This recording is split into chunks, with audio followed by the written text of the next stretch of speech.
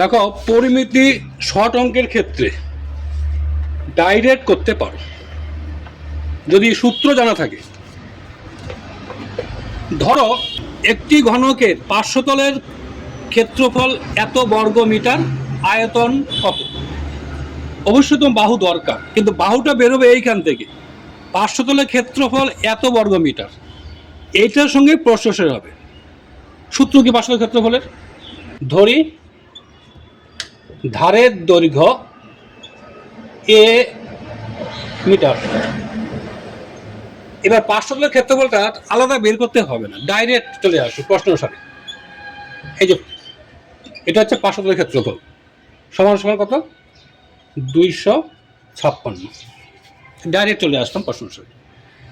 এখান থেকে তুমি এখন বের করো এ স্কোয়ার সমান সমান 206। আয়তন,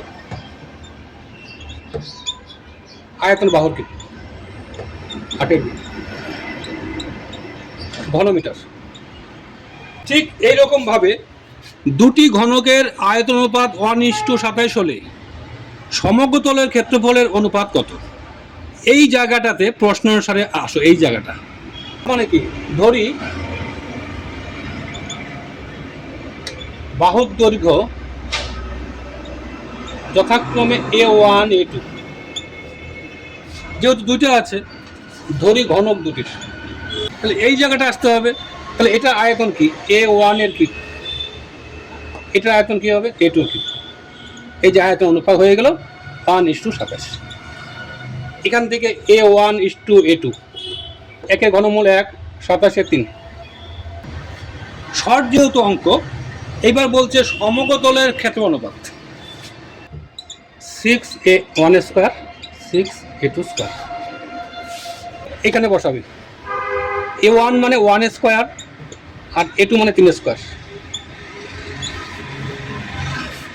হ্যাঁ, এইবার যদি তুমি যে 2 নম্বরে আসে তখন এই যে ধরতে হবে, ধরি A1 হচ্ছে 1x, A2 3x। এইবার আগের মতো বসাবে, তখন square is to 9x square 1:9। এইভাবে করলেও 2 নম্বরের ক্ষেত্রে কাটা দিবে না।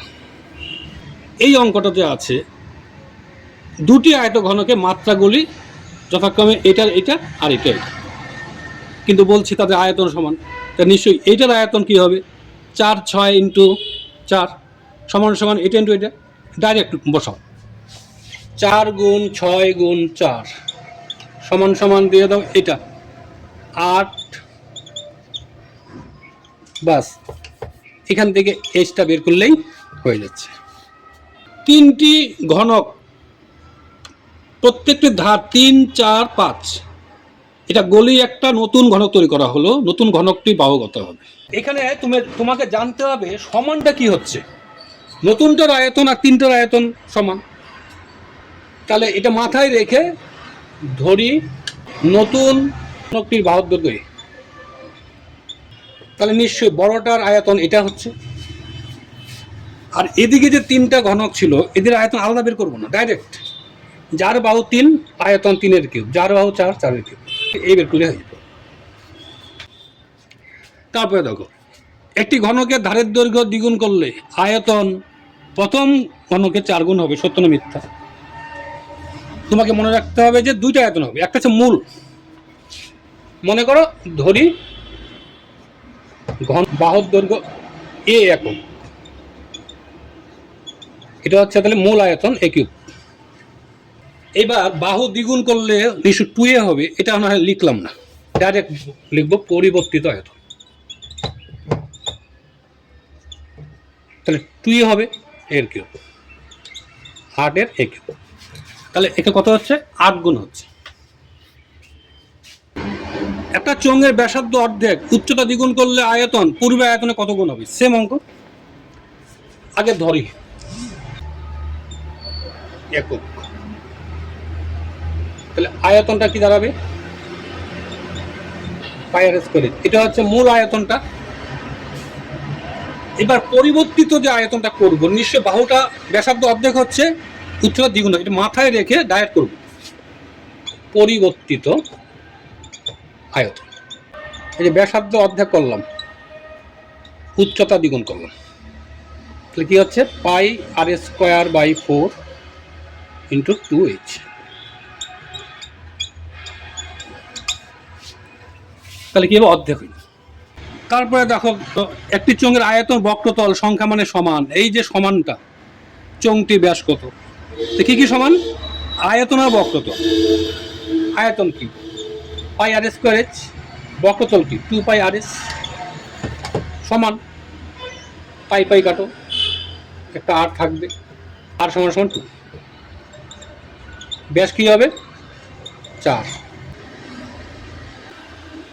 একটি লম্বিত চোঙে বক্রতল সি, ভূমি ব্যাসার্ধ আর, আয়তন ভি হলে এর মান কত, সি আর বাই ভি।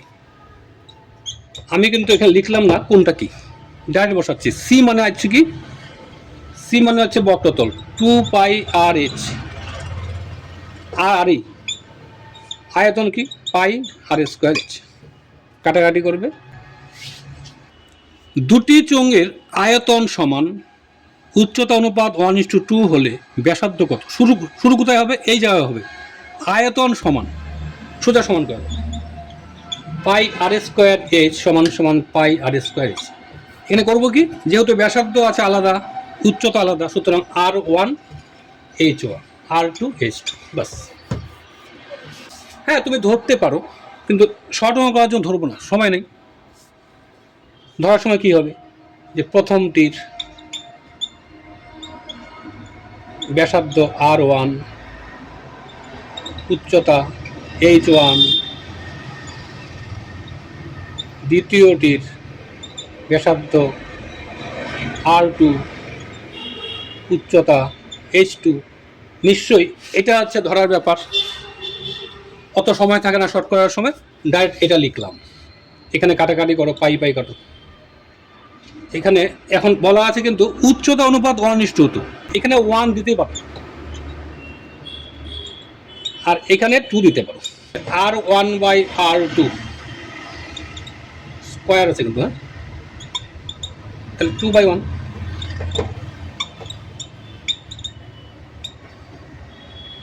তাহলে R1:R2 হচ্ছে √2:1। যখন 2 নম্বরে আসে তখন একটু ধরবো, এই যে এখানে লেখা ছিল না উচ্চতা H1 সমান সমান, এইখানে লিখে দেব 1x, এই যে উচ্চতা H2 ছিল এখানে হবে 2x, R2 স্কোয়ার ইন্টু কী হবে তাহলে 2x। শুধু এইটুকুই তফাৎ, কত x কাটাই যাচ্ছে, তাহলে R1 square by R2 square সমান সমান তাহলে 2। পরে আগে ঠিক এরকম, দুটি লববৃত্তাকার চোঙে উচ্চতা h, বক্রতলের ক্ষেত্রফল দেওয়া আছে এত, নিশ্চয়ই প্রশ্ন এই জায়গাটা হবে। এখান থেকে আমি বের করতে পারবো উচ্চতা মানটা এখানেই বসাবো, 2 পাই আর এইচ সমান সমান তাহলে 264। এইটাও হচ্ছে তোমার জানার বিষয়। এখন যদি মনে করো আমি ধরলাম না, এখানে লিখলেও হবে যে ব্যাসার্ধ আর, উচ্চতা এইচ, এই জায়গাটাতে অত দেখে না আর কি। তাহলে এখান থেকে কি হচ্ছে, তাহলে 2/22/7, আর এর মান নিশ্চয়ই দেওয়া নাই, এইচ 14, তাহলে এখান থেকে আর বের করতে পারবে। তারপরে আয়তন যখন বের করবে তখন এই আর এর মানটা বসালে হয়, এই আর এর মানটা এখানে করবে।